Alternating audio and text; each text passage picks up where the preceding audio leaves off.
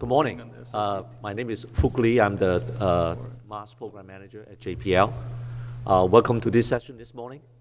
I have 4 talks that will be given this morning around the Mars program.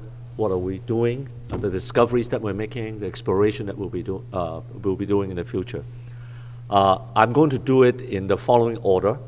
We're going to talk about the Curiosity mission, the rover that is on Mars right now. Jennifer Trosper is here.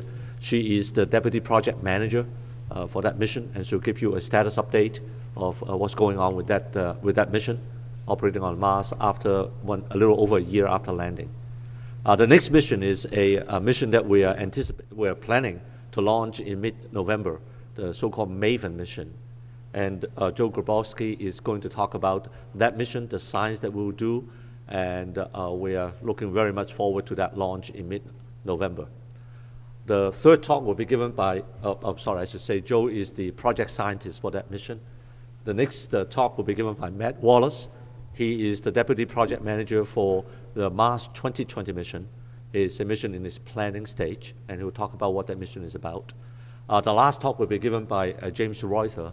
He is the Deputy Associate Administrator for Program in the Space Technology Mission Directorate at NASA. He will be talking to you about the technology that NASA is planning that are applicable to exploration of Mars in the future. And the format that I'll do is we'll start with each of the speakers that will talk. They will talk for about maybe 20 minutes, maybe 25 minutes, and then I would take a Q&A at that point, and then we'll move on to the next talk. So with that, I'd like to first introduce Jennifer. She's going to talk to you about Curiosity.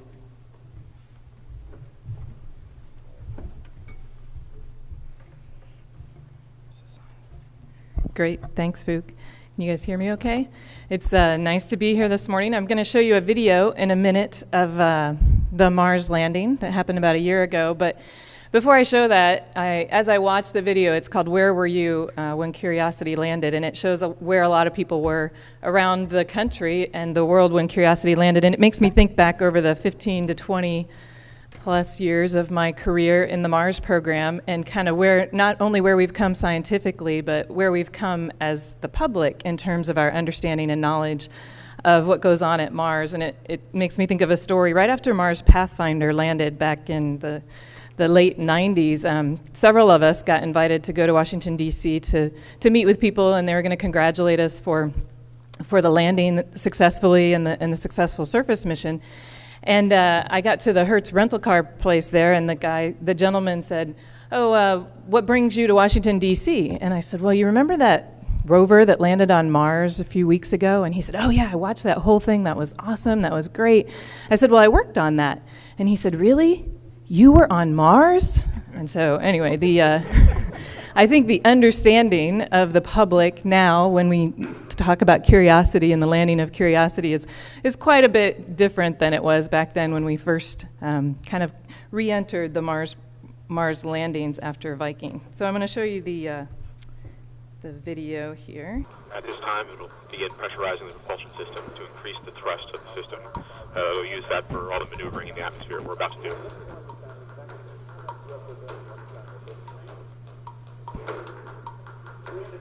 We are standing by for guided start of guided entry. We are beginning to feel the atmosphere as we go in here. The vehicle has just reported via tones that it has started guided entry.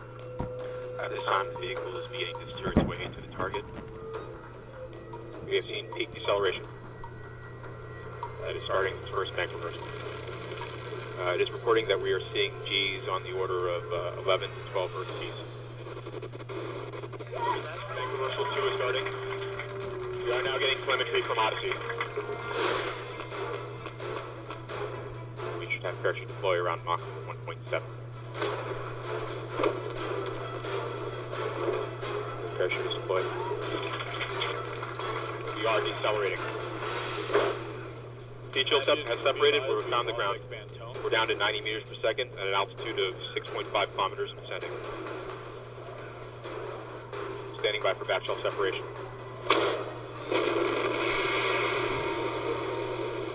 We are in powered flight.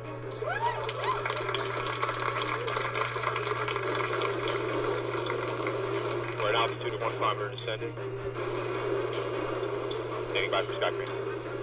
Sky crane is started.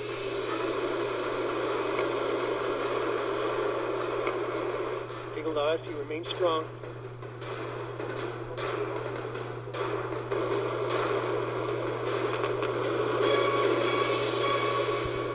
Touchdown confirmed. We're safe on Mars.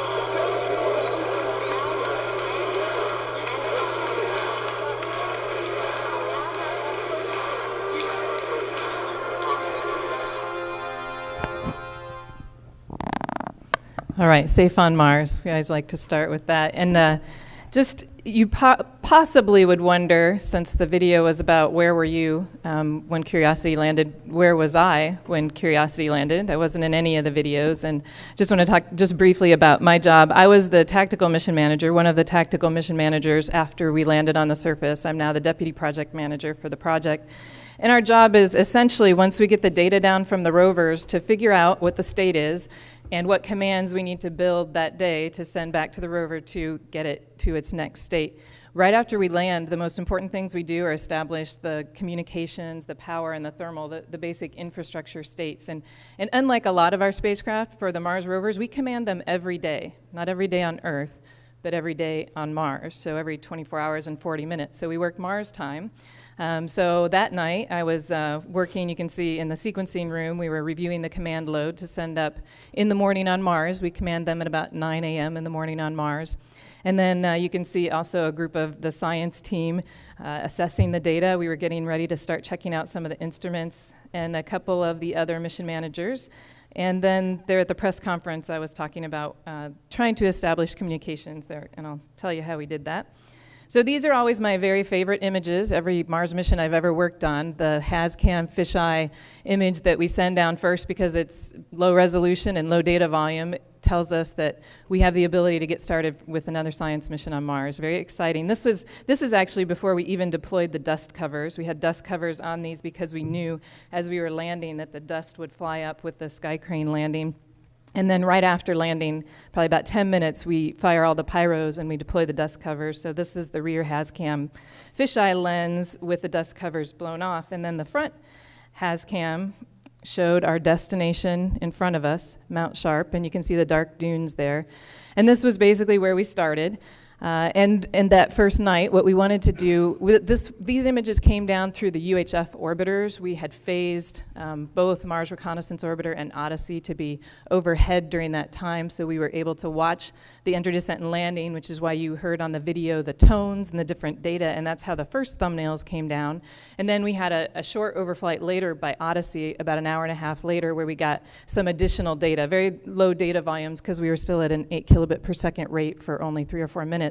But that's where these images came down. And the most important thing we wanted to do that first day was establish communications with the Earth through our high gain antenna, which is our direct transmission antenna. Where did we land? So here's where we landed in Gale Crater. Gale Crater was chosen because the crater it excavated a bunch of material, and then there's a mountain in the middle called Mount Sharp that built up essentially a history book of what Mars might have been like in the past. And we knew that Gale Crater was going to be a drive destination. You can see the landing ellipse there. based on new landing technologies, we actually were able to make the ellipse a lot smaller than previously on Spirit and Opportunity, but it was still quite a drive, 8 kilometers to the entry to Mount Sharp, and we knew we were going to be driving. And you can see, actually I don't have a pointer, but you can kind of see where is there a pointer? Yeah. You can see kind of over here is where we're trying to enter into Mount Sharp. So we landed, getting ready to drive towards Mount Sharp, and then the science team decided, you know, there's actually an interesting location over here, not actually towards Mount Sharp, and I'll show you on a better image. This isn't working. I'll show you in a better image. There was an interesting location where 3 different geologic types of compositions came together. It wasn't actually towards Mount Sharp, it was in the other direction. So we drove there first to do what Curiosity was sent to Mars to do, which was a habitability assessment. So what were we looking for? We knew from the past missions, when I started my career in the Mars program, we wondered if there had been water previously on Mars. And through Pathfinder and Spirit and Opportunity and Odyssey and all the missions that we've sent, we got clear indication, Mars Global Surveyor, that there had been water in the past, and Spirit and Opportunity saw lots of evidence of that. The questions we had here were, if Mars were warmer and wetter in the past, was it an environment that could actually have been habitable? Could there have been some low-level organics, microorganisms that actually established themselves on Mars? And so Curiosity is really the first mission that has the ability, in terms of the science payload, to assess habitability. I'm not going to talk about the full science payload. I'm just going to point out that these are all of the different science instruments. So different than our previous missions, we had a lot of competition for time on the rover in terms of establishing our resources, how much data volume, how much energy we were using. All of these instruments were trying to do their individual investigations. The SAM and the Chemin labs are the laboratories where we actually can dump our drilled sample, our scooped sample into them and do the assessment for some of the lighter elements and determine if we see the sulfur or the carbon or the things that could potentially make us believe that Mars had been habitable. So here we are. We took an image here towards the back of the rover shortly after we landed, and I wanted to explain a little bit about how we do the communications. I talked about right after we landed, wanting to establish the direct-to-Earth link. This is our high-gain antenna, and it tracks Earth across the sky. We actually, right after we land, we know what our tilt is, but we don't know what our clock angle is, and so we use the cameras. We deploy the mast and use the cameras to find the sun based on we have conic vectors that represent the propagation of the sun and Earth over our landing site at Gale Crater, and so we do a 360 search, find the sun, figure out what our clock angle is. Once we figure out our clock angle, then we use that plus the tilt information to point the high-gain antenna at Earth. Earth was rising at the time of landing around 3 or 4 a.m., so it was actually up pretty high in the sky by the time we wanted to command the rover.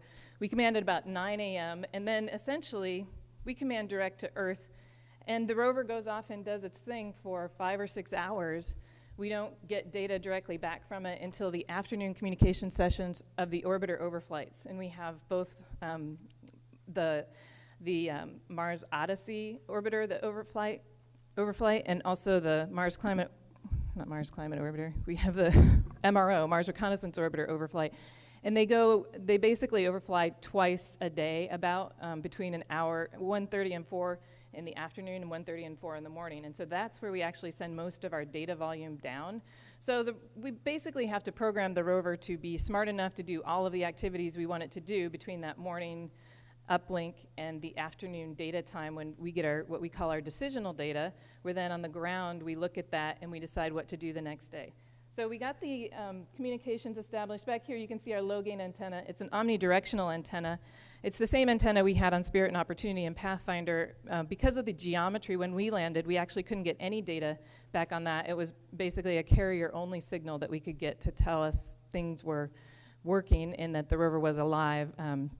We were close to solar conjunction, and so we had a large Earth-Mars distance that didn't allow us to get much data on that. You can see in this, so another thing that we spent time doing early on, in addition to checking out the payloads, was we took some self-portraits. And this is one of them here that we took with the MOLLE imager that's on the arm. and it's like 55 different MOLI images put together to be a self-portrait of the rover.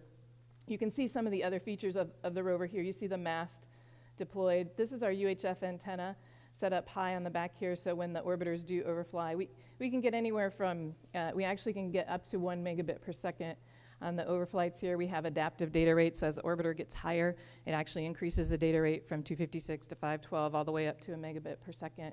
And we've gotten incredible data volume return over the UHF link. You can also see the robotic arm is not here because the robotic arm and the camera was taking this picture. You can see the inlets for the SAM and Chemin instruments. This is where we drop off sample. When we did our scooped sample and our drilled sample, we bring the arm back over the deck here and we drop off sample into those instruments. And you can see the wheels here and the mobility system. And the rover actually had quite a bit of dust and pebbles on it after landing that we believe was stirred up by the rockets. And back here you see something that's different than previous missions. Our power source is a MMRTG, so we have about 100 watts of continuous power from the RTG, and we also have batteries. So in the past, Spirit and Opportunity and Pathfinder all had solar panels with batteries, and so we actually would charge up the batteries, and during the night we'd go to sleep and turn on the heaters to keep us above our allowable temperatures. But here we have a continuous power source. So it's actually a little bit different. We still charge the batteries, and still, even with a continuous power source, the rover is awake about 7 to 9 hours per day, and it's most of the time in sleep mode after that. But when it's in sleep mode, we can leave some of the instruments on to continue taking data, and then they download the data when we wake the rover back up. So we have about 2,400 watt hours on a given day that we can use to do the science mission. Here's another self-portrait we checked out underneath, and you can see everything looked good. We actually do this pretty frequently now to look at the wheels and kind of assess. Now that we're driving towards Mount Sharp, we're doing a lot of driving. We want to make sure that we understand the state of the wheels, and also just you can see the HAZ cams here. We have redundant computers and some redundant hardware, so there are 4 here. 2 are for the A side and 2 are for the B side. And once we got all of our checkouts completed, just an idea of what we've been doing on the surface since we got there, we did this checkout phase. Here are the Martian sols. Here are the months on Earth. We then drove to Glenelg, and I'll show you that in the next image. It kind of shows the path from the landing site to Glenelg and then where we're headed to Mount Sharp. We did, on the way to Glenelg, we did a scoop campaign. I'll talk about the scoop sampling. Then we went to Yellowknife Bay, which was a place where these different geologic compositional areas came together. We spent a lot of time at Yellowknife Bay, included at that time doing 2 drill samples, John Klein and Cumberland. We had a flash memory anomaly in the midst of that, and then solar conjunction happened where there were probably 3 weeks where we weren't able to command the rover. The issue there is we worry about bit errors. On MER, we actually did command the rover, and we got some double bit errors that caused resets, and so we basically were able to see the signal from the rover every day, but we didn't command the rover for about 3 weeks during solar conjunction. And then after the Cumberland drill sample, the second drill sample, which we are still carrying in the sampling system as we're driving, we did a couple contact science areas, and now we're on our drive to Mount Sharp.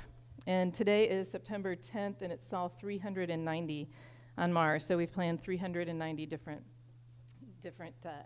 days on Mars. So here is the map. This is orbital imaging from the HiRISE camera. And you can see here's where we landed, and then here's the entry point to Mount Sharp, and we drove towards a point, Yellowknife Bay, this direction, before we started driving towards Mount Sharp. And here we are on the way. We're actually a little bit closer to these triangles. These triangles are the 5 waypoints that we have all the way to Mount Sharp, and the entry point. We call this the rapid transit route. It's rapid for our rover, and we use the orbital imaging to come up with what the best route to get from Yellowknife Bay to this entry point was going to be, so that we could strategically know that we were driving the right direction. Because tactically, when we look at the images that we see from the nav cams, we can really only see, I mean, it depends on the terrain, but out past 100 meters, we can't really get a good idea of what the objects are out there. So the orbital imaging has been very helpful for us to be able to do strategic planning and also be able to correlate our ground images and our ground truth images with that so that we can drive further with our ground designated driving. So why did we go towards Yellowknife Bay and what did we learn? I'll just say briefly, now I know that John Grotzinger and Adam Stelzner are going to speak tomorrow night, so I'm spending probably more time talking about surface operations and a little bit less time talking about the science, but this is a neat thing that we saw on the way to Yellowknife Bay. It's a rock called Link, and I'll go here and show you. It's a conglomerate, and you can see this is the Mars rock Link, and this is an Earth version. I think it's from a Canadian stream bed, and the fact that the rocks are rounded, the fact that it's cemented together, this is something that in our experience on Earth, it really only happens with moving water. And so on the way to Yellowknife Bay, we actually think we were driving through an ancient stream bed, and that's where we saw this rock Link that looks like a rock here from an ancient stream bed on Earth. And then we also stopped to do some sampling of the sand. The scoop, we can scoop the sand and sample that. We can also drill rocks and sample those. So we did a scoop sample. And here you can see one of the things that we need to make sure as we look at the soil or the sand that we're scooping is that it's not going to get stuck in our sampling system. And so we made sure, you can see we did a wheel scuff here, to make sure that we don't have something under there we don't understand, there aren't any big particles, and this was a really good scoop sample. You can see it there in the scoop. We dumped that into the SAM and the chem inlets that I showed you earlier and did analysis. And in this particular, well, I'll talk about the data that we've gotten scientifically from this as well as the John Klein site in a minute. Here is the John Klein site where this is where the different types of terrain come together at Yellowknife Bay.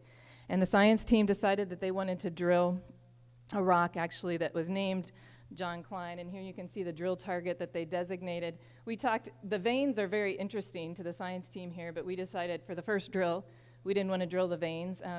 Again, with drilling, there are lots of concerns in 5 minutes.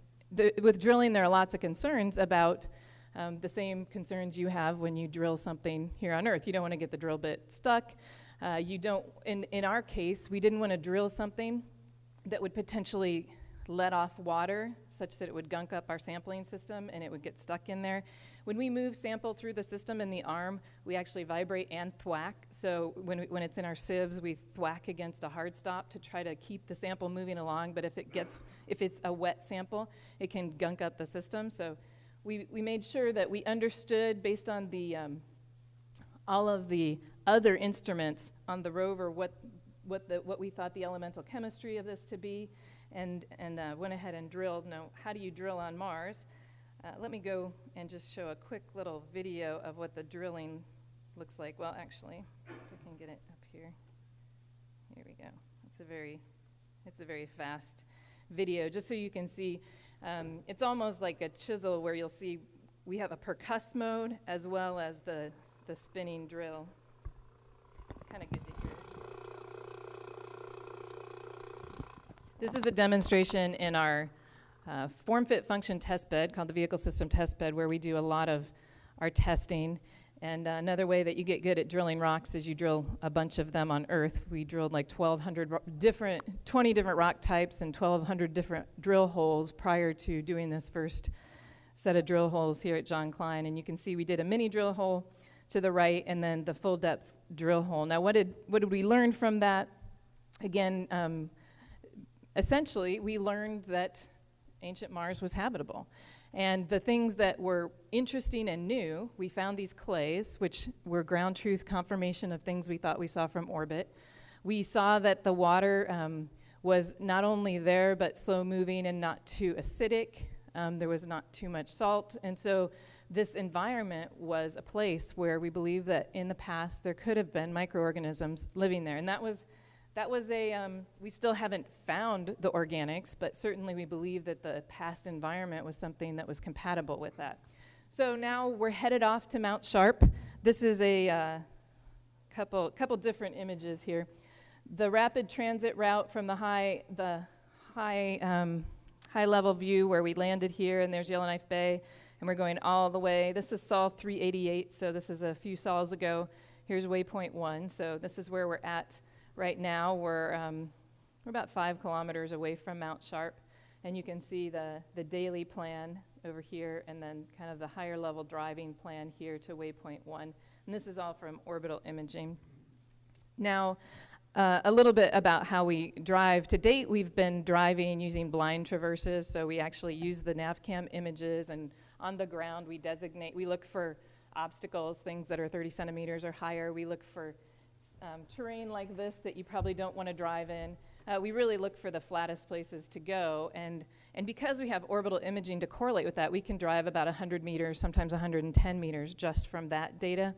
Now we've actually started using something called auto navigation, where even if we get past where we can drive, let me see, it's not, even if we get past where we can see, you can see that the rover on its own will use its cameras. We can use the navigation camera, which is up high, and we can use the hazard cameras, which are down low, and we make a map, and it's a goodness map. And here you can see green is, you can drive in green, you can drive in yellow, all the way to red, and there's no driving in red. And it makes a goodness map of the terrain, and it does that. We parameterize it. It does it as often as you want it to, and it basically picks the safest path. And in this scale, it's the goodest path to get to the target that you've designated. I'm going to show just quickly a video, if I can get it to come up here, of the rover driving in the Mars yard. Sorry, I'm having trouble getting the video. There we go. I won't show the whole thing, but the target, and this is using auto navigation. This is our vehicle system testbed. So this is actually this is the form fit function rover for tests where we're actually doing more mobility testing and not flight software testing. We have a different rover that behaves more like a rover mobility system would behave in 1/3 G on Mars. But this, we're testing out the auto navigation software. The destination is over here. You can see that these are obstacles that we set up, and so it saw those obstacles and it decided to go up the hill around. You'll see both views from the camera back here, and then you'll see some of the views from the rover itself. And you can see one of the fun jobs is moving the cable bundle behind the rover to keep it from getting wrapped around things. So the rover, this is a completely autonomous traverse where we haven't actually set any keep out zones. We set tilt limits, we set obstacle limits, and then the rover uses the camera information to determine how to get to its destination. And you can see that it turns before it sees this drop off here, and then it comes down the hill. So it went around these obstacles, comes down the hill, and then the cone, the pylon is over there. So where are we headed? We're headed to Mount Sharp. We expect to be there in the spring, and the exciting thing about Mount Sharp is that's where we originally intended to go, and we think that we're going to find stuff even more interesting than Yellowknife Bay, or at least as interesting as Yellowknife Bay. We intend to do lots of samples at the base of Mount Sharp, and also we'll start to climb Mount Sharp. It's going to be very challenging. There'll be high tilt conditions, and we have to worry about the rover slipping, and so it's going to be a really interesting time to be watching the rovers as we get to Mount Sharp and continue doing sampling. This is an image of the foothills of Mount Sharp, and this is kind of neat where you see right back there is a boulder. You can hardly see it on this image, but that's the size of Curiosity. So we're going to be small in the foothills as we traverse to Mount Sharp. So in conclusion, I just want to say that I think in all these missions, certainly the Mars missions I've been on, the people are really what make the difference. And we've had a fantastic team of people that have worked on the Curiosity mission, and actually some of them sitting up here. And the people really make a difference and make these things work, and it's been a privilege to work with that team. And now I think I'll take questions. If anybody has any questions for me. Go ahead. Please remind us the life expectancy of Curiosity. Yeah, the mission is a 1 Mars year mission, which ends next June. We expect it to last longer than that. We do a lot of trending, and we don't see anything that causes us to think it won't last well beyond that time frame. Any other questions? Go ahead. Just one more. You landed 8 kilometers away from Mount Sharp. That is terrain close to the challenging about land. Yeah, the landing ellipse is fit into the best location it could get close to Mount Sharp, but not actually right. It was as close as we could get with the size of the ellipse, with the major axis being 15 kilometers, I think. Okay. If we have time at the end, we can take more questions. Next talk is by Joe.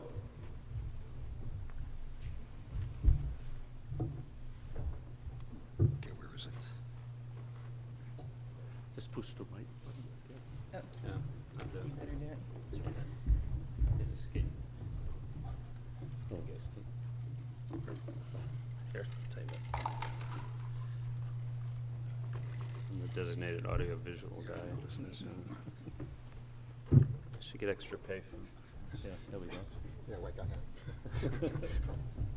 okay, I want to talk about the next mission that's going to visit Mars. And I'll take this in 3 steps. First of all, I'll give you the general background of why we proposed this mission and why it was accepted as a scout mission from NASA. Then I want to go into a brief tutorial on some of the science, some of the detailed science. I hope it's brief enough so it doesn't overwhelm you.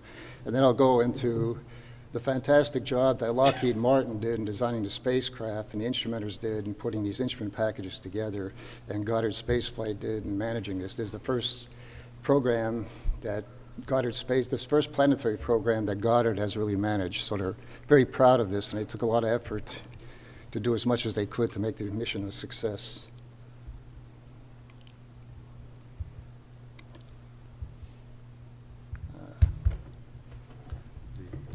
I'm frozen again.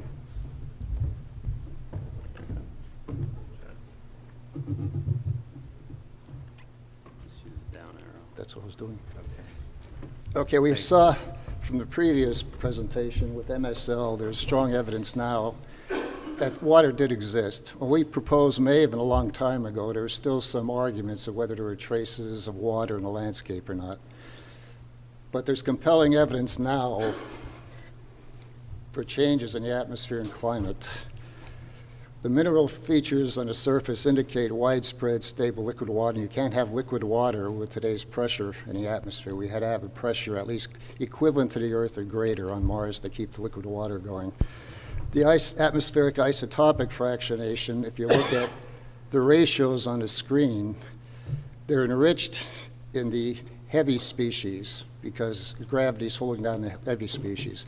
In fact, the SAM instrument on Mars has nice synergy with MAVEN because SAM, with the rock drilling, they're going to measure the isotope abundances that are inside the rock when the planet was formed. And we're going to measure it up on top of the atmosphere where it's escaping at the present time, so we have a clue for the history in a general case of what happened over time. And of course, Mars Express has been flying now for about 5-6 years. In fact, we're lucky enough. Mars Express is going to be up and we're flying. So we have 2 spacecraft looking at very similar phenomena. And the figure on the right is actually energetic O+ ions seen in the tail of Mars, far out in the tail, going away from the planet, about 1 kilovolt, 100 to 1 kilovolt, in very significant fluxes. So we know the atmosphere is disappearing now. So the atmosphere is cold and dry today, but there was once liquid water. And the question we're asking, where did the water and early atmosphere go? MAVEN's going to focus on measuring the losses to space. And one thing to keep in mind, Mars is half the size of Earth. So it doesn't have the gravitational attraction to hold things down like Earth does. So in fact, there's a good comparative planetology for the planets. If you compare Venus, Mars, and Earth for their science, there's good physics in a comparative region. Now, one theory that we're actually running on is on the bottom. Originally, Mars had a magnetic field. It's very difficult to see on this, but the solar wind, the ionized particles coming from the sun, were held off by the magnetic field, like on Earth. If we didn't have the magnetic field on Earth, we'd lose some of our atmosphere, much more than we're doing right now at the present time. So the theory is that the Mars dynamo stopped about 3.7 billion years ago. The planet cooled down too much to keep the convection going.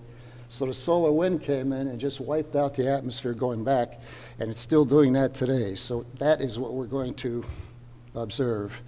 And the key thing is we're all looking at this. This has come up rather recently in the last couple of years, the habitability on Mars. The overreaching question, did Mars ever have life like this Mars meteorite was hypothesized to show the existence of life in it. And our philosophy is only by understanding the rule of escape today can we extrapolate back and find out exactly what happened to Mars and what the consequences might be for other planets. Now, we have 3 science questions like all missions have. The first one, what's the current state of the upper atmosphere and what controls it? This is an aeronomy mission. We've flown these things at Earth all the time, and one question is, why do we take so long to do this at Mars? And a PI on this mission said that's because we could see the surface of Mars. People saw the craters and everything. We had Pioneer Venus over 30 years ago that did a mission quite similar to Maven's going to do at Mars, but you couldn't see the surface of Venus, so people didn't really care about it like they do Mars. The second thing, what's the escape rate at the present epoch, and how does it relate to the controlling processes? We want to know the cause and effect that's causing the escape and the variability of it. And finally, what's the loss been through time? Now, we have good models of the main sequence of stars. We could actually extrapolate back to find out what the solar wind and UV fluxes for these stars looks like, so we could apply that to our results to go back in the past and actually find out what happened. Now, this is the tutorial part, 2 slides. I just want, as we know on the Earth, we're at the lower atmosphere. If you get up to the top, eventually you get to the point going up in altitude where there are no collisions between the neutrals. So if you have a hot neutral particle, or say a light one like hydrogen or helium, if it goes up in this region, it could escape from the gravity on Mars, so you lose it. This is called Jeans escape. Some of them, ballistic particles, will come back down. The heavier species will come down like that. On the Earth, the solar UV, as on Venus and Mars, it produces an ionosphere layer. On Mars, it's composed of predominantly O2 plus, and there are electrons floating around just because you have to have charge equilibrium. When these 2 recombine, they give you a hot oxygen one with a couple EV volts, and it's sufficient to leave the planet. This is called photochemical escape. The other one is if you have energetic particles coming in from the solar wind, or some accelerator particles, they'll hit the atmosphere and you get sputtering escape coming out. So these are 3 of the processes, and one that deals with the magnetic field that is most important, people talked about, is the magnetic field and the ion pickup. The solar wind is an ionized plasma moving towards the planet at supersonic velocities, predominantly protons. There's an interplanetary magnetic field that's actually coming, the solar field, they call it interplanetary magnetic field. This plasma could be viewed as if you have a wire moving across the magnetic field. You have an electric generator. You have an electric field associated with perpendicular to the magnetic field and perpendicular to the motion of the wire. The electric field is very important because if you have an ionosphere inside the system, the electric field is going to dissipate currents in that ionosphere, so it causes all these magnetic topology regions inside the ionosphere. So the interplanetary magnetic field, the convection field, and the solar wind are very important. And in fact, there's a pickup ion. If you charge exchange in the top of the atmosphere, if you have a neutral carbon dioxide molecule, for example, and it's photoionized by the sun, immediately it becomes ionized, and this electric field will tend to accelerate out of the system. That's why you see these loops going upwards. But the magnetic field is going to cycle it. So you have cyclomotions like that. In the opposite hemisphere, you have the same thing going on, but the particles go down in the atmosphere. If you just mirror reverse these things, and you get sputtering coming in the atmosphere. So these are the basic processes that Maven's trying to solve, and this is the whole system. There are 4 major components: the magnetic fields we have to measure, the solar inputs, we have to know what the solar wind's doing, the solar UV, because it causes the ionosphere. These so energetic particle events are very energetic. They come down and they could strip the top of the atmosphere of Mars off. In fact, from the NGS mission, there have been studies done where they had an SEP event. It's like they tore an order of magnitude off the top of the atmosphere. I mean, this is immediate escape that we haven't seen since. The neutral species are important because they form the ionosphere, the corona and escaping, the Jeans escape coming up, and then we have the atmosphere-produced ions from the ionosphere. And one thing about Mars, too, it doesn't have a convection magnetic field, but there are remnant magnetic fields scattered across the planet. So we see Mars Express saw, we get ion flows from this. We get auroral phenomena, just like in the Earth's auroral regions, near these regions of cusp and photochemical escape. Now, MAVEN, the science instruments. We have 9 instruments, basically. 2 of them are included in one package here. We have a neutral and ion mass spectrometer. This is Goddard Space Flight Center, who also has SAM on MSL. We have a remote sensing package, a UV spectrometer. It's going to do limb scans and give you global pictures of what the UV is doing from apoapsis. We have particle packages coming from Berkeley that measures the solar wind. It measures these sub-solar wind particles so we can see escaping ions. We have ion composition coming out of that. We have an electron analyzer for the solar wind.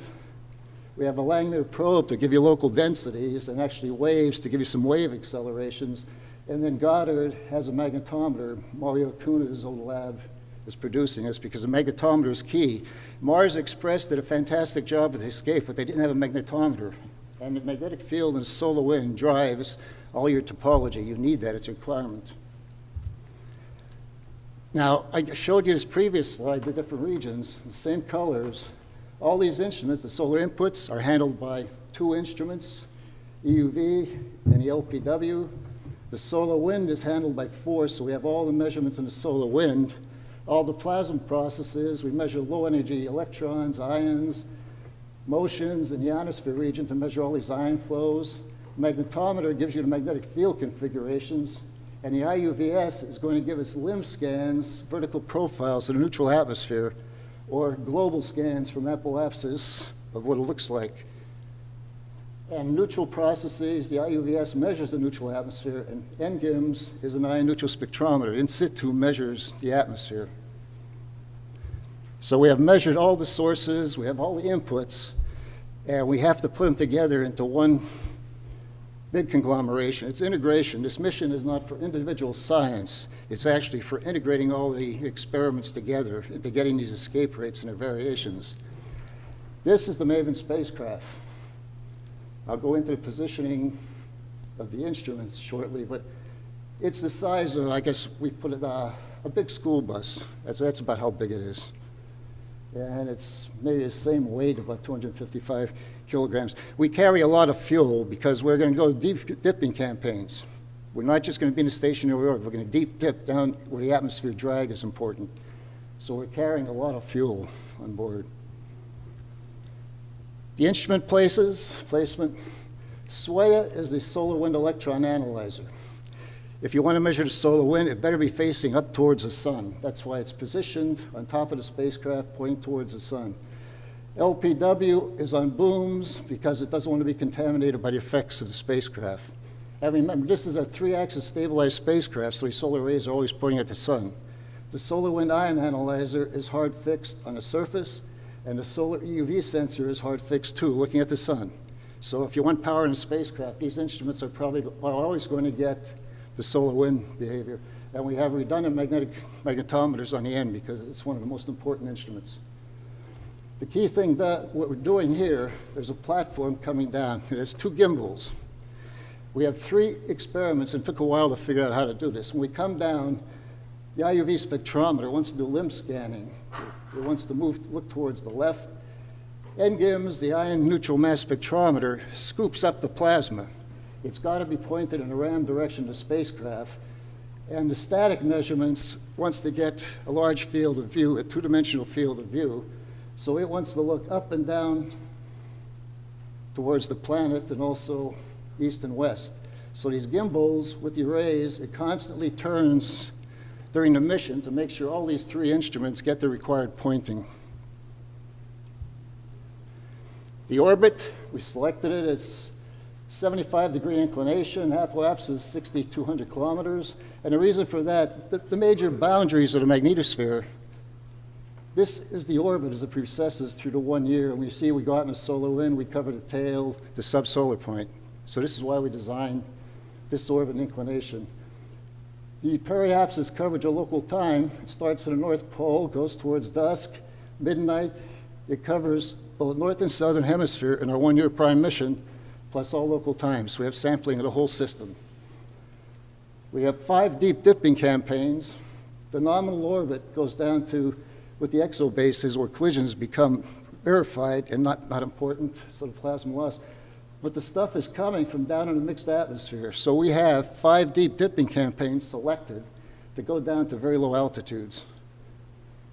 And it's not really an altitude, it's really pressure. We have autonomous sensing of what the atmospheric pressure is doing, so if we run into problems, we can pull the spacecraft up right away.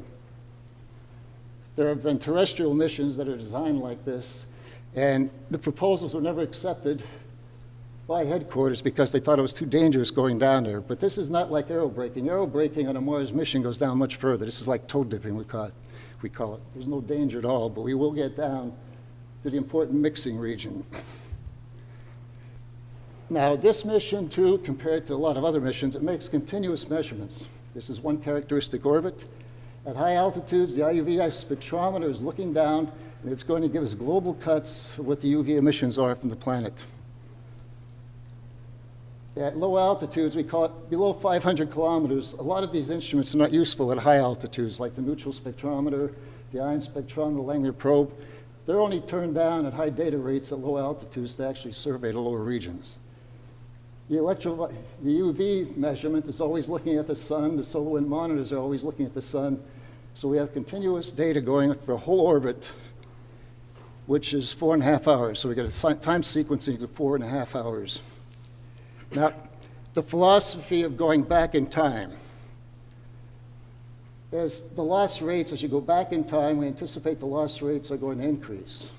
As I mentioned, the isotopes that we measure today and on the surface give us an idea of the total loss over all this time from the beginning of the creation of Mars. If you have extreme solar events, the UV affects the ionosphere and it affects the escape. So we want extreme solar events, and the solar wind also drives higher loss rates, so we want the solar wind dynamic pressure to see what's happening on this. And from all of these observations, we can map that back in time to what we anticipate happened in the past. Was there really the disappearance of the magnetic field? When was Mars habitable according to these calculations? Another timing, this is the recent sunspot cycle going on. In order to get the most variation, we want to be at Mars on a declining portion of the solar cycle because we get the solar winds are going to be decreasing from this point to this point, the UV is going to be decreasing from this point to this point.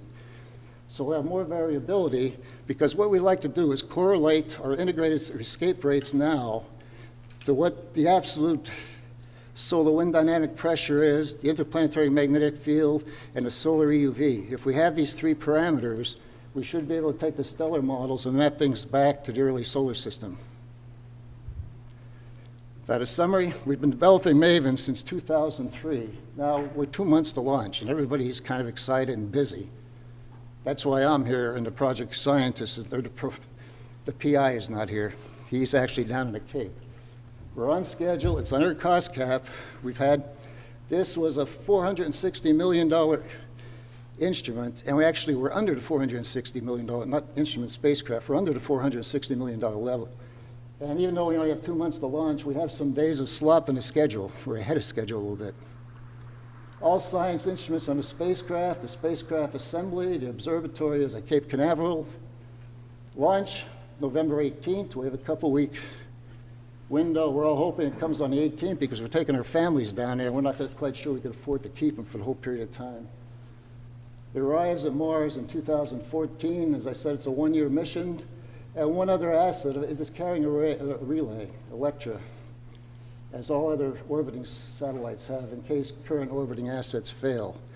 And we're hoping somewhat that we don't have to be used like this because this will impact our science. So we're hoping MRO and Odyssey and Mars Express survive because we don't want to do this if we don't have to. But we have no control over that. This is what the spacecraft looked just before shipping. Now it's in containers. I don't have a picture of the recent thing. And we're on track, on schedule, and on budget. And if anyone's curious, we have a lot of websites. We just had a new media presentation at Boulder, University of Colorado last weekend, and I've never seen the press so excited about a mission before. Although sometimes I'm afraid they're thinking of craters and not thinking of what MAVEN's going to do. I hope I'm Joe. wrong. Okay, thanks.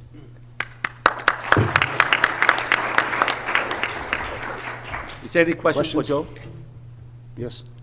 What about the global dust storms? What happens if one of those hits while you're in your mission? Doesn't that change the, Yeah, in fact, get all the way up there? oh, yeah. It changes the atmosphere, it changes the ionosphere. How does that affect yourself? It adds to it because it's another controlling factor for what we're looking at. There's an Iranian emission effect. What Lockheed is doing, they actually have orbit predictors. From the drag on one orbit, they predict what will be on the next orbit. And if anything happens, like the neutral spectrometer measures its own pressure inside. So if something happens, there's a pop-up mode, we'll just pull the spacecraft up. But the scientists would love to see this, and we will see it. We're flying at Mars, we get to Mars at the point where the storms start. In fact, I shouldn't bring this up, but there's some discussion right now. There's a comet sighting spring. Its coma is coming within, I think, 160,000 miles, and we don't know how big the coma is, to Mars. And there's concern, there's a lot of study going on as to what's going to happen if the coma comes at Mars. And Maven is just getting there, so it's going to be exciting one way or the other. There was another question. Yes? So Maven's on track, on schedule, on budget, some thoughts on why it's been so successful?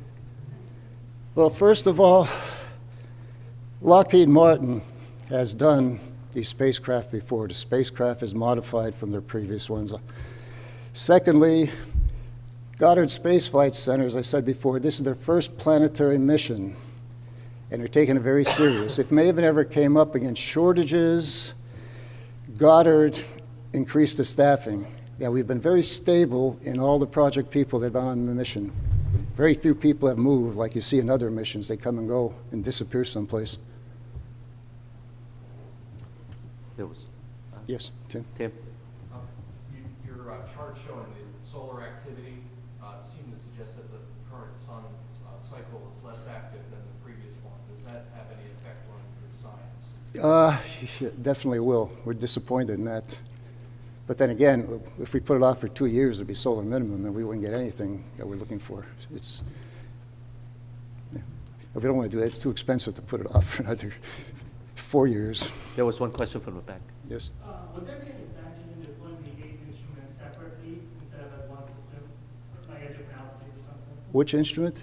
The 8 different experiments? Oh, okay. Well, they're actually, University of California, Berkeley actually has 6 instruments in one package. They're putting them together. Goddard has just the neutral spectrometer and the ion spectrometer, and University of Colorado LASP is responsible for IUVS system. But Berkeley, they've done this before, and they're doing it again. They're using the computers, they have burst mode in, and they're essentially responsible for 6 of the instruments. There was one last question. I'm interested in your opinion regarding whether there are anything we can learn about the atmospheric evolution on Earth by studying that on Mars. Earth has been studied for a long period of time. I'm not quite sure what else you would do.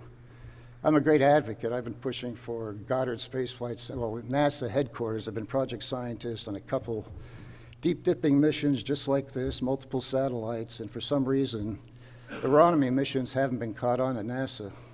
They find it boring. There's no focus. For example, you take Maven, it's going to measure the whole global cycle. If Maven did not have this goal of where the water went and where the atmosphere went, it would be a hodgepodge of instruments doing all science all over the globe. Yeah, when you put a proposal into NASA headquarters for terrestrial missions like this is what they tell you. You have no focus. So the people usually propose to focus on the auroral region, but that's just a small part of the whole system. But I don't know in terms of what you could do on Earth to actually deal with its history. We have a lot of surveys with the Earth's atmosphere. Okay. Thank you, Joe. So let me take a minute to tell you the next 2 talks one more time. We are talking, there was a talk on Curiosity, which is a spacecraft on Mars now, and Joe's mission is launching in 2 months. 2 months. Yeah, in 2 months. We're going to talk about the future now, beyond these 2 missions. Matt Wallace, who's the Deputy Project Manager, is going to talk about the Mars 2020 mission that is being planned. And James Reuther is going to talk about the technology that NASA is investing in enabling what we're going to do in the future. So with that, I'll turn it over to Matt.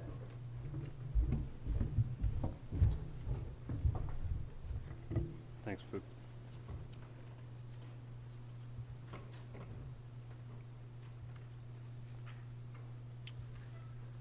Unfortunately, I don't have the cool pictures and videos that you get from Curiosity yet. We'll get there though someday.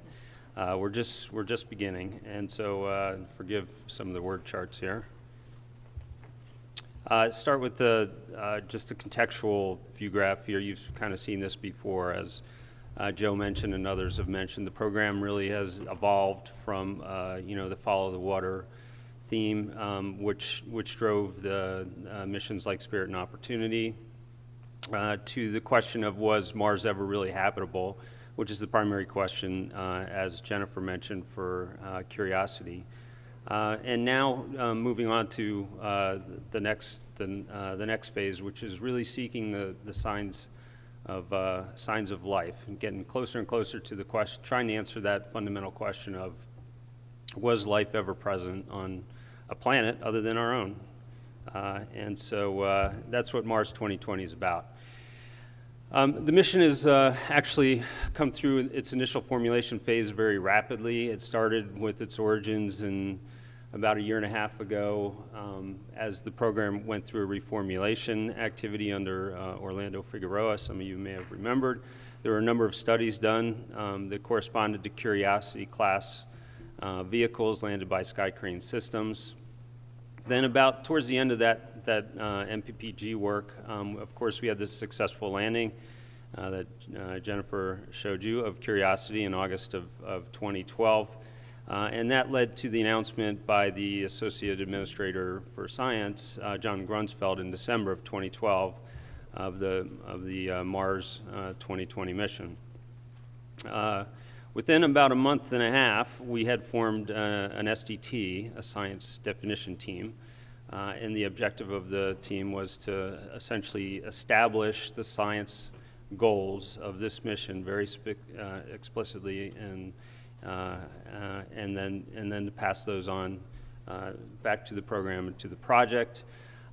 They performed their work very efficiently, and they produced a very impressive 180-page document, which is publicly available for those of you that would like to read through it, in July of this year. And we'll talk about some of their conclusions here.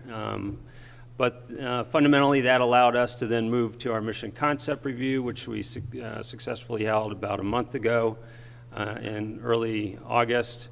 And the headquarters intends to release the instrument announcement of opportunity no earlier than the middle of September, but hopefully not much beyond that.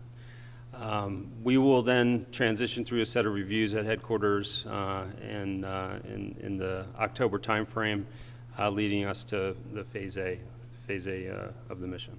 So things have been moving quickly. So I mentioned the science definition team and the fact that they had completed their report in July, and asked the question, hey, what should this next mission do to further the goals, to start seeking those signs of life, as I mentioned before. And they concluded that there were fundamentally two in situ on Mars primary science objectives, which you can see here. One, of course, is to continue the study of the geological history of the planet itself, so that we can understand scientifically what happened from an ancient Mars perspective. But the other was to really start to open up the astrobiological aspect and questions associated with Mars, and that included looking for potential biosignatures, indicators of possible ancient life on Mars.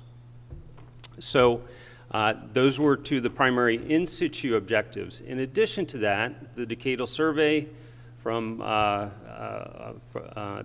that guides the science program at NASA had as one of its highest priorities the initiation of a Mars sample return activity, and the SDT in response to that also recommended something that we have never really done in any form before on one of these surface missions, which is to take a sample and to put it in a container, that could, in fact, at some point be returned to the Earth. And we'll talk, I'll say a few more words about what that means, what the implications are, what some of the challenges are, but to really start the process of bringing something back from Mars so that we can bring the full power of the instrument capabilities and the science communities and the laboratories that we have here on Earth to try to answer unequivocally the question of whether or not there was ever ancient life on Mars.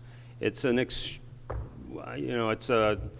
it's a fundamental question, and as the saying goes, extraordinary claims require extraordinary proof. And we have found that despite our ability to carry better and better science payloads to the surface of Mars, really answering that question with the degree of confidence that the community wants to will likely, or at least possibly, require us to bring it back, and that's the genesis of this requirement. In addition to that, the agency is beginning to look down the road at the next target for human exploration. And this is an opportunity to bring the science side of the agency together with the human exploration side of the agency. And one of the fundamental charter goals, objectives that the science definition team was given was to look for opportunities to do that. And I'll talk about some of the conclusions they came to and some of the technologies they identified that might in fact help us better understand Mars, or better understand the technologies that we need to explore Mars from the human side. One of those things was this instrument called ISRU, or In Situ Resource Utilization. It is essentially an experiment or a demonstration of part of the manufacturing cycle necessary to produce fuel at Mars in situ, so that in addition to getting humans to Mars, you could perhaps bring them back, which I consider an important objective, especially if it's me they're sending to Mars.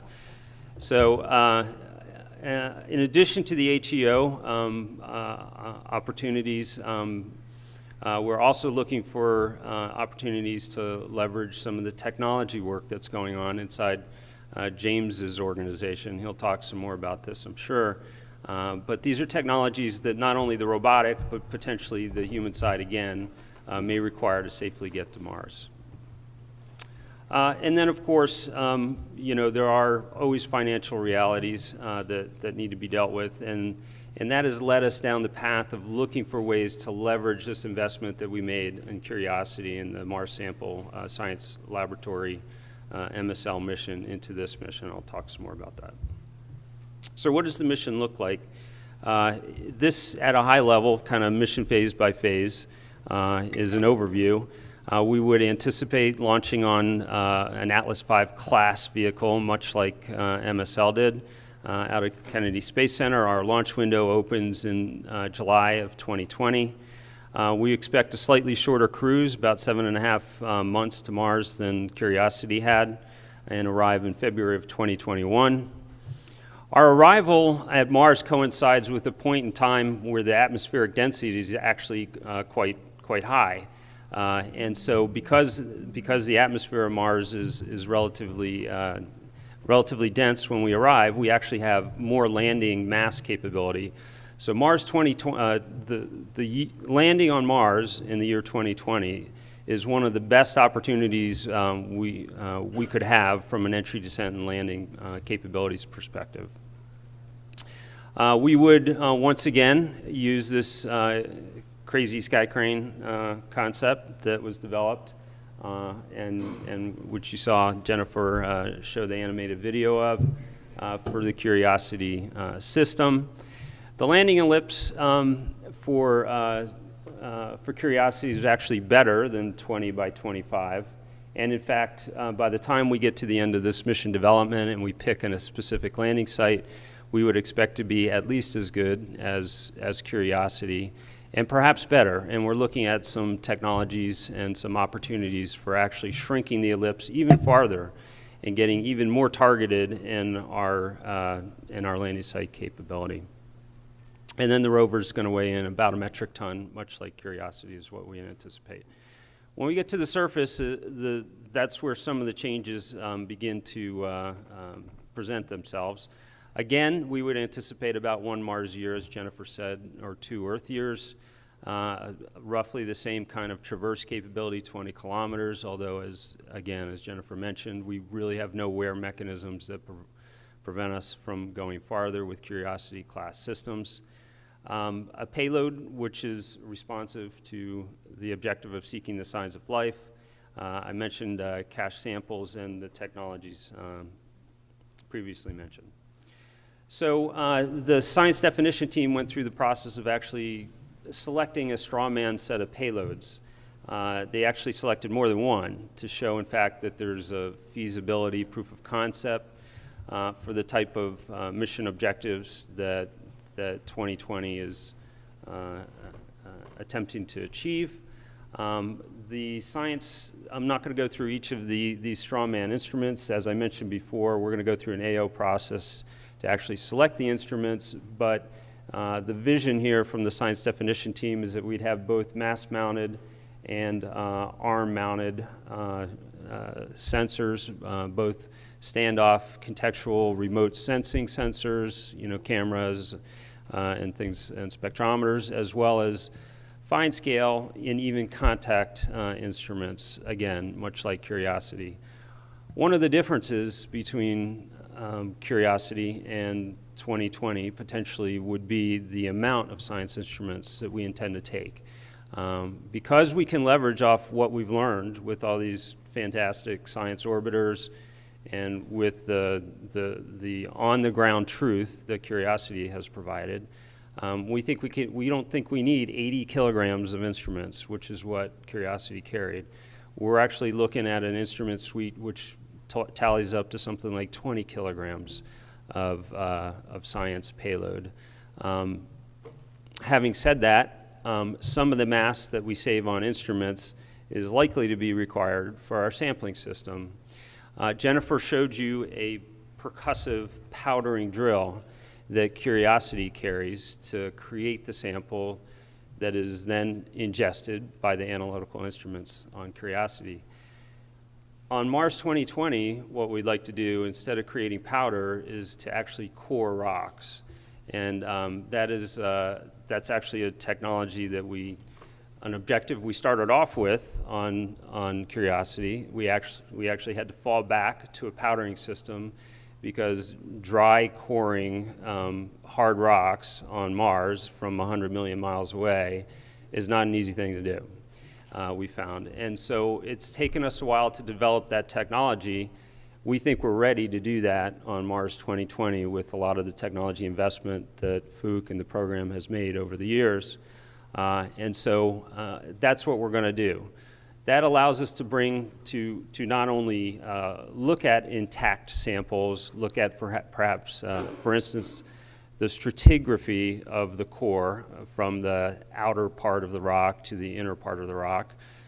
We can do that in situ, but we can also bring that intact core back to the Earth, which gives us a better contextual understanding of what we're actually looking at when we do those experiments for the return sample. So a coring drill is part of the sampling system that we envisioned for this mission, as well as a cache.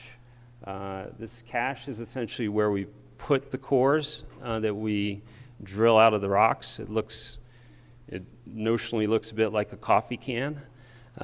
It would carry somewhere between 20 and 40-ish samples.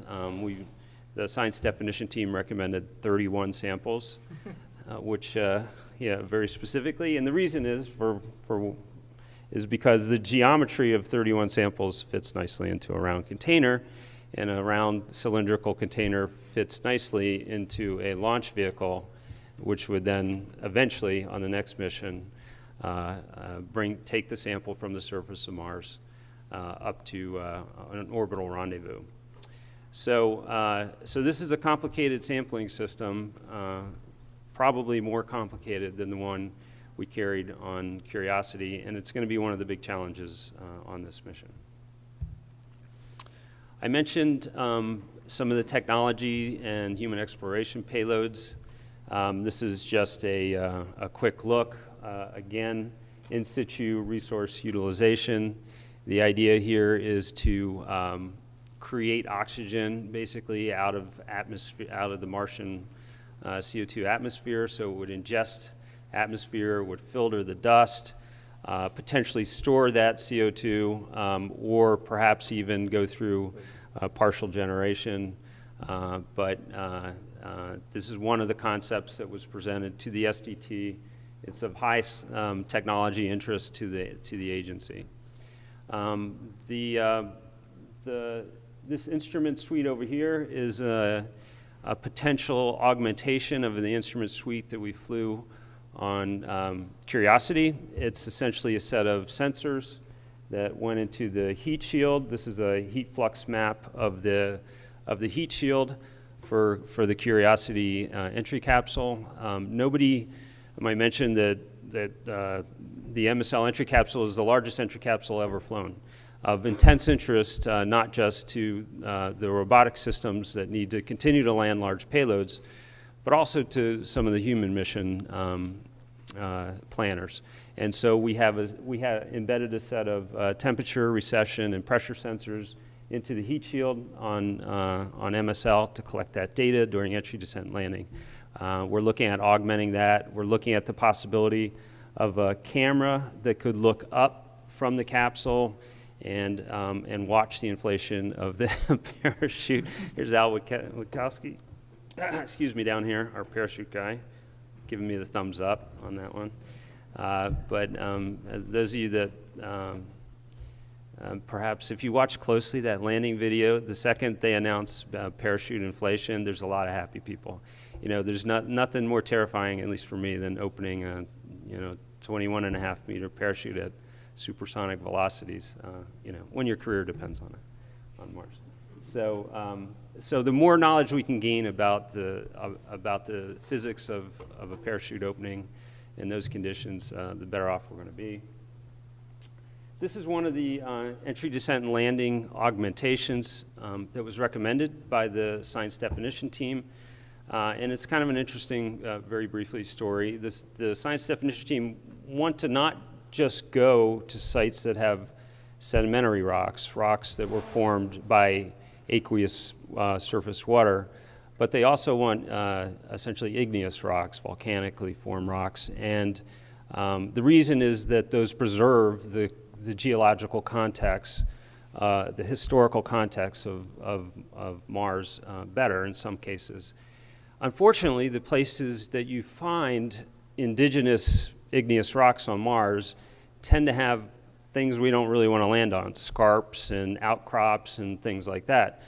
One of the solutions to that is essentially to, as we're coming down, after we release the heat shield, take a picture of where we're heading, correlate it to an onboard map, and then as we release out of the back shell, we would divert the Sky Crane's powered descent vehicle to a safe landing location. It requires a little extra fuel, a little more onboard smarts, those sorts of things. But it's a technology, again, that hazard avoidance and hazard detection, hazard avoidance type technologies are really feed-forward type technologies that the program and the agency are quite interested in. This over here is a scaled version of a ring sail parachute. Al's getting excited again down here. So the agency and James have invested heavily in the next generation of parachutes. Curiosity had a 21.5 meter disc gap band, but there are other parachutes, notably this ring sail, which provide better drag performance. And so the agency, again under James's directorate, have invested a substantial amount of money in developing this technology, and there's a possibility for potentially flying this on Mars 2020. So that's the type of things that we're looking at and that we're working on for this particular mission. I mentioned that this is a mission that's going to leverage very, very heavily off of Curiosity and MSL. You know, we made a big investment there, and we want a return on investment. Much like Pathfinder, which was the first mission Jennifer and I worked on back in 1997 when we were 15. You know, landed with airbags. Spirit and Opportunity in 2004, again landed with airbags. You know, we want to leverage that Sky Crane system at least one more time into this next mission, and actually even go beyond that. We're gonna try to carry forward a lot of the engineering systems into Mars 2020 from MSL. And this is a chart you can't read, but basically these are the cruise stage, air shell, descent stage, and these are the rover systems components, if you will, IMUs and structures and radars and, you know, propulsion systems and things like that. Everywhere there's green is a place where we don't think the requirement is going to change on that component or that system. And so, you know, there's a terrific opportunity really to avoid a lot of non-recurring engineering on this mission and leverage, as I said, the investment that we made on Curiosity. Things that will change are the payload systems and the instruments and the sampling system. Our schedule is a little schizophrenic, as you might imagine. We have all of this high heritage hardware. We're moving out. We're buying parts. We're building hardware today. We're basically, for the high heritage systems, we're entering phase C. You know, we're in phase C. We're building hardware in an effort to avoid the threat of obsolescence and availability of vendors and things like that. On the new systems, the sampling systems, the things that have to change, we're in a standard sort of development cycle. So as I mentioned, we're entering phase A this fall. Another year we'll go through an SRR, MDR, and enter phase B. Another year we'll hit PDR. Another year beyond that, CDR. Sort of your standard development type of cycle. So that's what the schedule looks like. We have a lot of key players. I'm not going to walk through this, but all the agency centers pretty much are critical team members for Curiosity and again for Mars 2020, as well as the different directorates at headquarters, and of course our commercial contractors and vendors. Couldn't do it without them. There's going to be an enormous amount of work out there in industry as a result of this project. That's the story. This is a little bit of a summary, I think, of pretty much everything I told you before. So rather than go through these one at a time, I think I'll cut it off there and ask if you got any questions. We have a few minutes.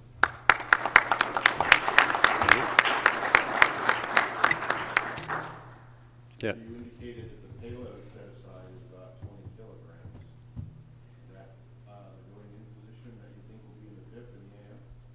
Well, I'm not going to talk about the PIP and the AO. Those will come out when they come out, and you'll see what they see. The SDT report had the reason I use the word 20 or use the number 20 is the SDT report had a strongman payload, science payload of about 15 kilograms. And then the ISRU, the in situ fuel production unit, was about 11 kilograms. So how exactly the split happens between technology and science and exactly what the numbers will be in the AO and PIP, we'll know soon enough. Yeah. Any other question for Matt? So a question on the power system. I understand you're using RTG again. Yeah. Yeah, so Curiosity used a radioisotope generator, right, MMRTG.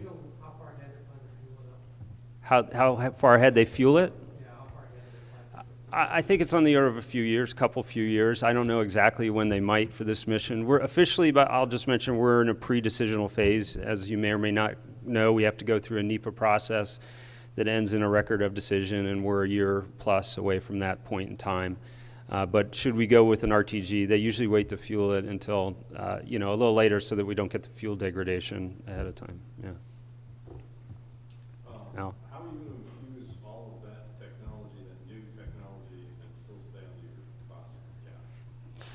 How we're going to, yeah, well, let me start by saying the project has not been given a cost cap, right? Or the program has not been given a cost cap. We will match the scope of this mission to the cost target and objectives, and we'll go, like every mission, we'll go through all the independent costing analyses processes, and we'll negotiate that with headquarters. And by the time we get to KDPC, which is the confirmation point, we will have selected the set of science and technology payloads that match the programmatics for this mission. And so we're way too far, we're way too early to try to answer a question like that specifically. Yeah. Last year, JPL did an RFI on the cruise stage. You mentioned just a few minutes ago you're already in phase C. Any idea where that's going? Are you going to do it in-house? Are you going to complete it? Yeah, so I'm not going to talk specifically about our procurement activities here again for sort of the same reason. I'd rather not talk about AOs, but this one thing I'll say in general is that on the flight system, I was a flight system manager on Curiosity. I believe we sent about 37% by budget out of house as opposed to what we did in house. I think that percentage is going to invert for Mars 2020. We're just not going to have anywhere near as much non-recurring engineering, which tends to be done inside the center.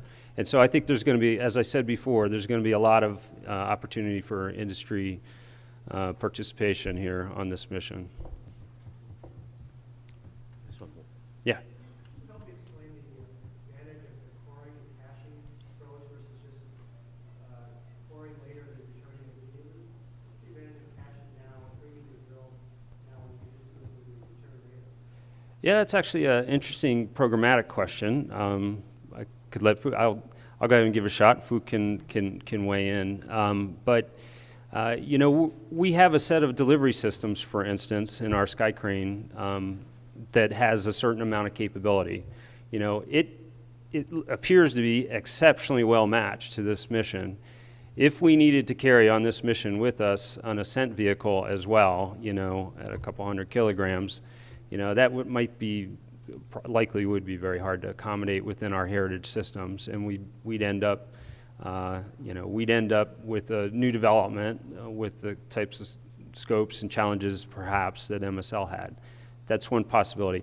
That allows us, that drives you to want to segment this in a logical fashion relative to your capabilities. There's also the question of what are we going to find when we get there, right? We're making this mission, we want this cache to be returnable in every way. We want it to collect scientifically valuable samples. We want it to meet the contamination and planetary protection requirements necessary to bring it back, so on and so forth. But we don't know what we're going to find. And so in some sense, I think the program feels it makes logical sense to take this one step at a time. Let's find out what we're going to find out and then make the decision as to whether or not we're bringing it back. You want to add anything to that, Fook? No, not right now. Let's see we have time at the end. Okay. Okay. James, you want me to do this or you want to stand up? Yep.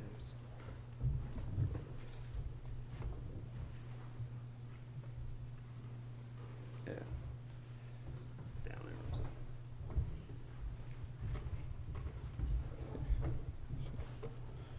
All right, so Matt set me up pretty nicely for this. If you looked at the progression of missions that we've talked about today, it's things that we've just completed, things that we're about to do, things that we're planning on doing, and what I'm really going to talk about today is, well, what goes beyond that, and how does that tie into what we're doing with Mars 2020. As Matt referred to, we have an awful lot going on today compared to in the past on synergizing the activities with the Science Mission Directorate and the Human Exploration Mission Directorate and moving beyond it. One thing that Curiosity did is it put 1 metric ton on the surface of Mars. That is a fundamental shift from anything that we've done in the past on a planetary mission. And what it did was open the door to say, okay, it's now possible to start thinking very seriously about putting much larger payloads on Mars. And anybody that has looked at this seriously to put humans on the surface of Mars, and even though Matt volunteered to come back with us, you really seriously have to figure out how to bring them back as well at the same time. And so any look at that says that you need to be able to put at least 20 metric tons on the surface of Mars at a single go. And it may be significantly higher than that depending on the amount of capability and Matt's tolerance for difficult life support conditions on the surface and how long he's willing to stay there. And so when you start looking at the technologies that are necessary to go and put 20 metric tons on the surface and probably more than one payload, it starts stretching every element of the overall architecture. You have to think about how you're going to launch that mass, as we are with the 1 metric ton Mars missions today. We're on Atlas V class vehicles. We're going to have to use SLS class vehicles to put people on the surface of Mars. And every look at it has shown that you have to have multiple SLS launches in order to do even a single human mission to Mars. And as we all know, the price of a launch vehicle or multiple launch vehicles and being able to assemble things in orbit can be exorbitant. And so what is driving the technology pipeline to eventually getting humans to Mars as our human exploration horizon goal or destination is both the capability to do it as well as to be able to do it affordably. And that's also true when you think about even sample return.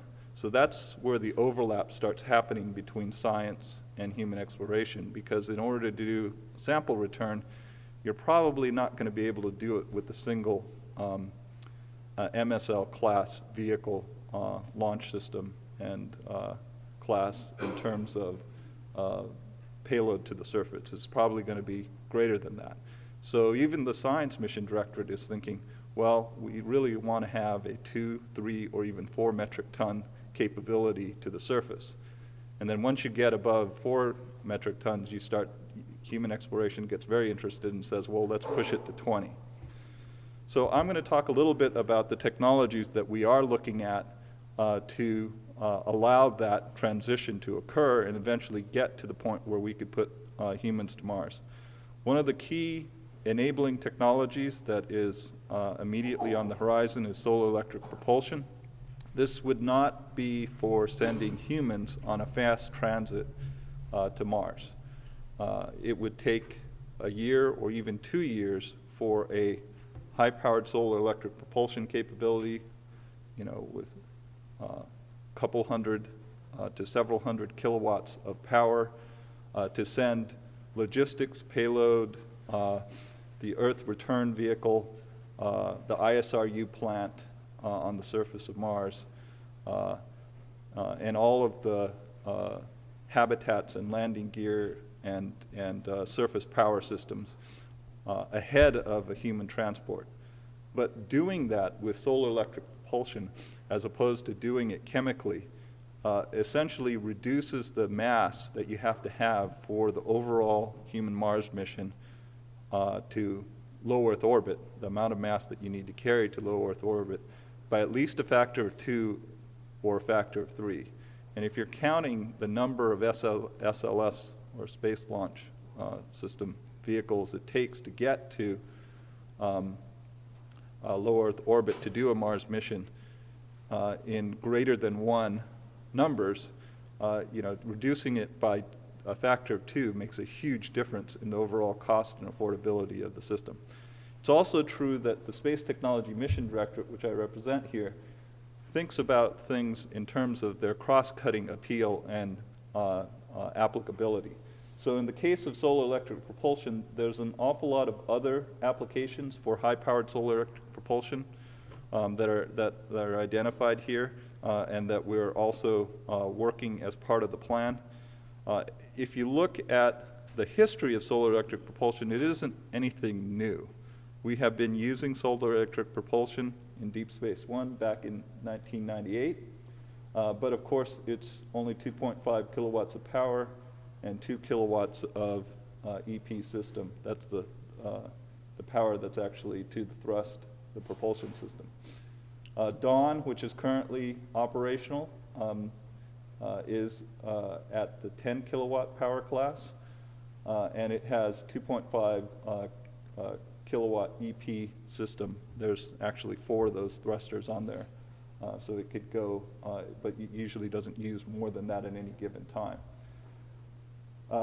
The key to understanding this is that once you get above about the next level up, which is the 16 kilowatt power that is on the AIAA, which was recovered in 2010 after problems with their chemical propulsion system to switch from geotransfer orbit to geo-orbit, and they ended up doing it with this EP system that was really not designed to do that, but was more designed for basic station keeping, but it was actually able to do that recovery mission. You're using 4.5 kilowatt Hall thrusters, and you've got 16 kilowatts of solar power. That's sort of an upper limit of what the geocom birds use today. If you talk to the geocom folks that use flat panel solar arrays and various Hall or ion thrusters, you could get up to maybe 25 kilowatts of solar power on those arrays before you hit an upper limit that the arrays won't fit in the shrouds anymore of the launch vehicles for those systems. And you really have to jump up to a different technology in order to be able to do high-powered solar electric propulsion. Further, if you really want to get serious about a human class mission at the far end where you're above 350 kilowatts or there in terms of power and 300 kilowatts of electric propulsion capability, you have to have Hall thrusters that are probably individually greater than 4.5 kilowatts. And you have to show that those things can last for a long period of time. Dawn's great at what it does today. It's shown that ion thrust can, in fact, be a long duration capability. Using Hall thrusters for that length of time is unproven in space. The asteroid mission is one potential place where we would demonstrate solar electric propulsion and achieve those breakthrough capabilities. And that means that instead of having this limit of about 25 kilowatts with current systems, we would jump to 50 kilowatts, and we do that by having a fundamentally different solar array technology. The mechanical deployment system and the structures are about half the mass of what you use with flat panel arrays. Even the missions like Dawn or the new Mars orbiter that's about to fly uses the flat panel array technology. And so you want to get away from that and reduce the mass, but even more importantly, you heard about how the new Mars orbiter that is going to be launched here in a very short period of time is the size of a school bus when those arrays are folded out. That's because those individual arrays are wide, flat structures that have a hard time fitting inside of a launch shroud. And so these new array structures that we're working on have about 1/3 the packing volume, and you could put 50 or even 100 kilowatts of solar array power inside of a current launch vehicle, which we can't do today. So and once you have achieved that breakthrough technology, you can in fact scale this thing up to hundreds of kilowatts and be able to launch that kind of capability in an SLS, a single SLS, with payload to spare, so that you can in fact do all of your logistics missions in a single launch approach. So that's really the rationale for why we're doing solar electric propulsion investments. If I go back it does enable a lot of other things that we are thinking about. If we want to get serious about orbital debris removal, there's nothing like EP, which has very low propellant needs, relatively speaking, to do all the delta V moves in order to be able to do orbital debris. There are space science missions, especially those that are out of the ecliptic plane, that require you or almost mandate you to use something like solar electric propulsion because the chemical burn really is inefficient or almost impossible way to do those kinds of missions. There's, of course, the deep space human exploration. Satellite servicing is another area where solar electric propulsion has huge beneficial applications. And the commercial geocom community is chomping at the bit to be able to go to much higher solar power capability so that they could have many more Ka spot beams to be able to do higher definition satellite TV and even internet services from orbit. And all of those things are driving more power requirements and longer term station keeping requirements with the same mass.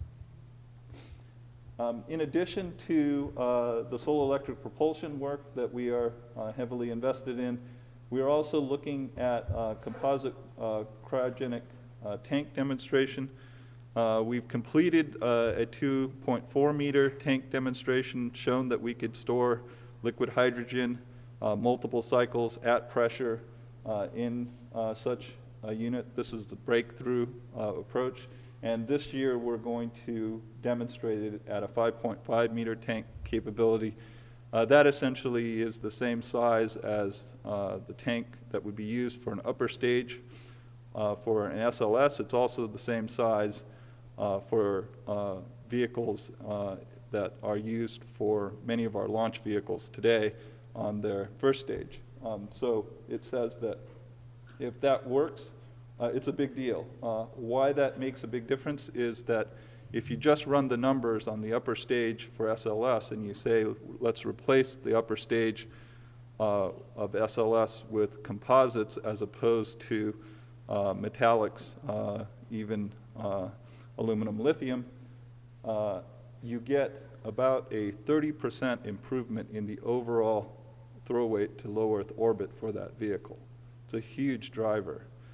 It also, at least from the aviation industry, it's pretty clear that once you've got the processes licked and you understand this, the actual equipment that's necessary to develop this and the time that it takes to manufacture it is substantially reduced relative to expensive aluminum lithium approaches that we use today.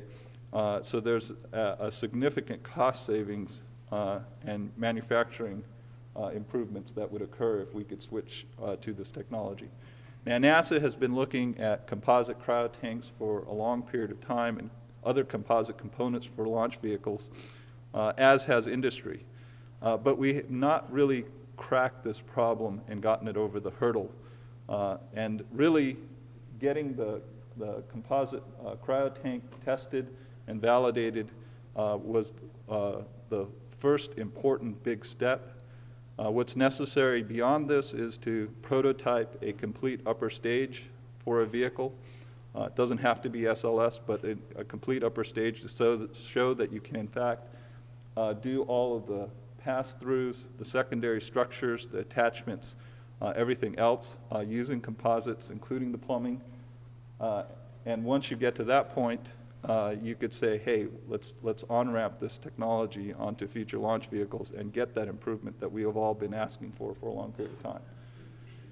You know, it makes a huge difference if you're doing a trip to Mars and you're going to say, I could improve every one of my launches for payload to low Earth orbit by 30%. I mean, that will be a fundamental cost difference compared to the basic calculations that we've run to date.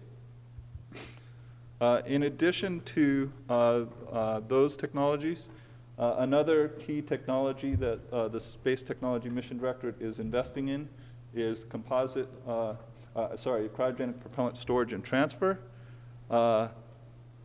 You know, I talked earlier about SEP and how it would be the logical approach to doing logistics and science missions in the future to send those missions to Mars. But if you're talking about crew transport, you still have to have fast transit to and from Mars. Even with the instrumentation on Curiosity, on the way to Mars, and on Mars' surface, we've learned that the radiation environment is pretty much what we thought it was going to be, which means that you get a lifetime dosage due to galactic particles, even if you can mitigate the solar particle radiation. You get a lifetime dosage of what's considered tolerable on a single trip, where you have 6 months on the outbound leg and 6 months on the inbound leg. And that's discounting or playing down the hazards on the surface, which we think are also fairly significant. And so you got to make these trips reasonably short, especially the transits to and from Mars, in order to not take on too high a dosage of radiation for individual astronauts. And so chemical propulsion is still the easiest, most available approach to sending people on quick transits, even if you take the logistics and the cargo there ahead of time using SEP. But to make that really feasible, you're going to have long-duration cryogenic storage of hydrogen and oxygen. This is what we call the hard cryo storage problem.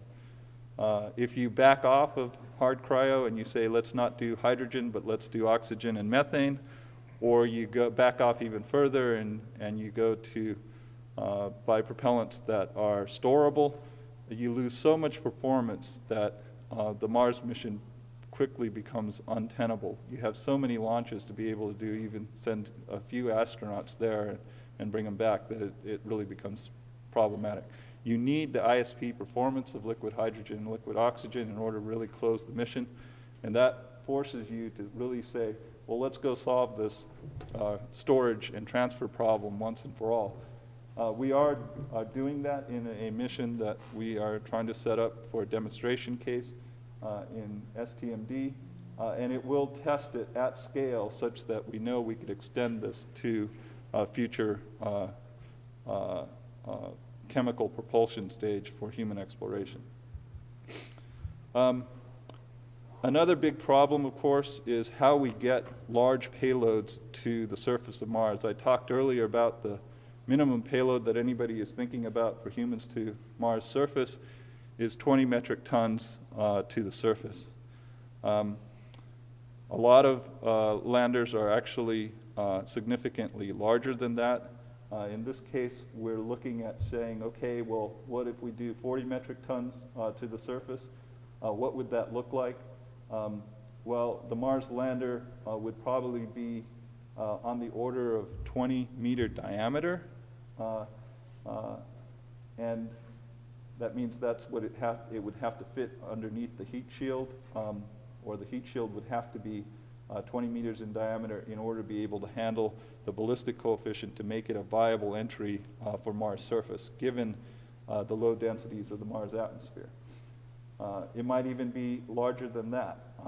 And so we are looking at 2 different technologies within the Space Technology Mission Directorate right now in order to be able to do that. Even the largest SLS vehicle will not have a launch shroud that will allow us to put a rigid heat shield together at 20 meters diameter or greater. And so we are going to have some kind of deployable heat shield. There are 2 approaches that we're looking at. HIAD is an inflatable system, and ADEPT is a mechanical deployable system.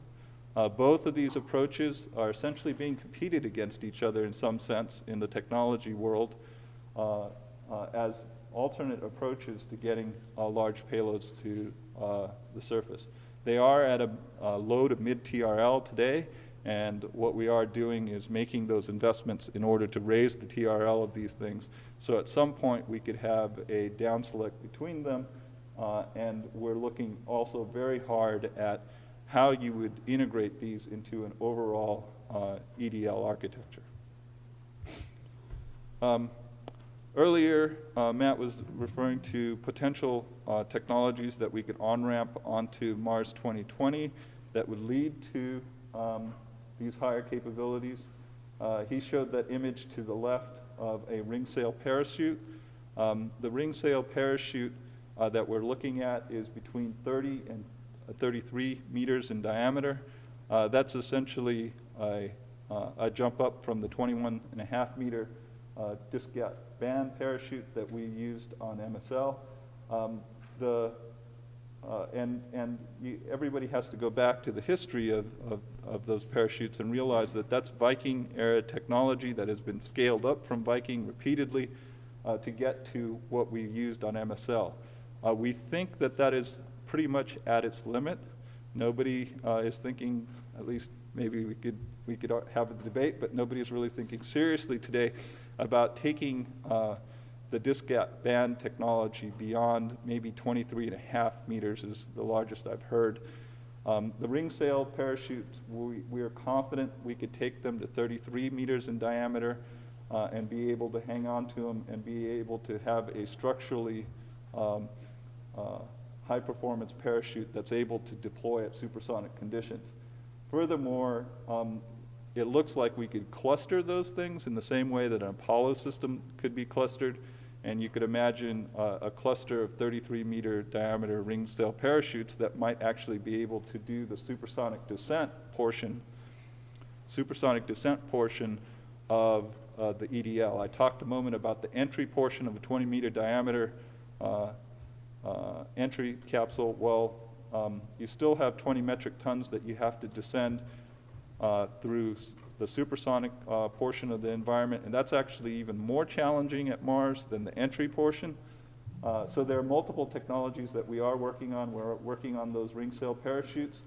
We're working on the SIAD, which is the supersonic cousin to the HIAD, the hypersonic inflatable technology, where you would use SIADs to essentially increase the drag of the vehicle itself. It's a toroidal ring that surrounds the entry capsule, and we have in fact been testing them on these rocket sleds that get you up to supersonic speeds, and we will be testing them, both the ring sail parachutes as well as the SIADs in the upper atmosphere up to Mach 4 through a specially designed vehicle just to do these tests.